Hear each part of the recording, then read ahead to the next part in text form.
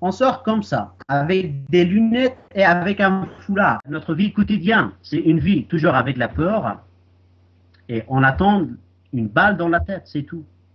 Lui, c'est Arifullah. Il est afghan et il a été interprète pour l'armée française en Afghanistan pendant 8 ans. En 2014, la France, comme tous les pays de la coalition internationale, a quitté le terrain, laissant derrière elle des centaines de locaux. Arifullah est l'un d'entre eux, il vit tous les jours sous la menace des talibans et se sent oublié. Je suis Claire et j'ai décidé d'enquêter sur cette étrange amnésie de notre beau pays. Bienvenue en Picardie. On est ici chez Abdul Razik Adil, président de l'association des anciens interprètes de l'armée française. Depuis un an, il reconstruit sa vie en France et c'est ici, à Laon, que notre enquête commence. Moi, j'ai été à la tête de l'armée française pour se renseigner concernant les insurgés dans tous les quartiers. Ça aussi, c'est certificat de travail. Et celle-là aussi, celle-là aussi. Depuis le retrait des troupes françaises de l'Afghanistan, j'étais menacé de la mort du fait de collaborer avec l'armée française. Et j'étais considéré comme traître et infidèle.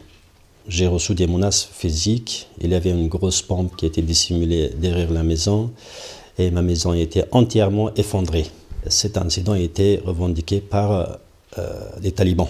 Si Abdul Razik a obtenu l'asile en France, 150 de ses collègues vivent toujours en Afghanistan. Arifullah Amini est l'un d'entre eux. S'ils vont me tuer, si je ne suis pas libre, si je ne peux pas vivre comme je veux, c'est à cause de la France.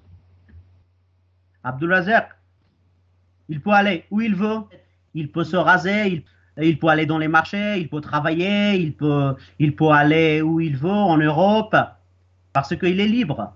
Et j'étais son pote, on a travaillé pour la même armée, lui il est libre, moi je ne suis pas libre.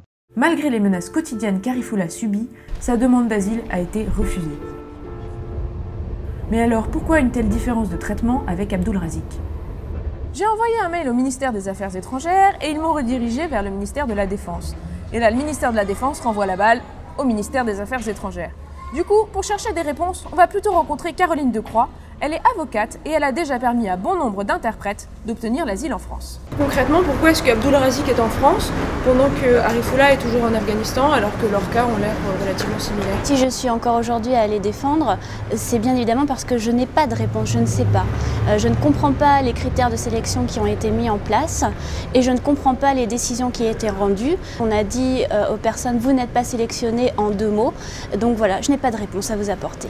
On espère qu'avec l'élection présidentielle, les autorités françaises s'apprêteront à réexaminer ce dossier et qu'on aura enfin un gouvernement à la hauteur de l'engagement moral qu'on doit avoir vis-à-vis de ces hommes.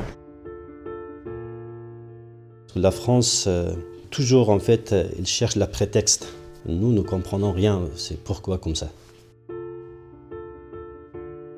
Je n'ai pas demandé une voiture, je n'ai pas demandé un appartement à Paris, je n'ai pas demandé un avion, j'ai demandé seulement un visa. Monsieur Macron, vous vous êtes engagé à accueillir les interprètes. Maintenant, c'est l'heure de tenir vos promesses. Et vous, internautes, si cette situation vous interloque, n'hésitez pas à partager la vidéo et retrouver tout plein d'autres reportages sur la chaîne YouTube des Haut-Parleurs. Elles ne sont que 20% à exercer ce métier. La faute, encore et toujours, aux préjugés. Ce sont des métiers dits techniques, sexistes, qui ne sont pas faits pour les femmes. Alors pour changer les choses,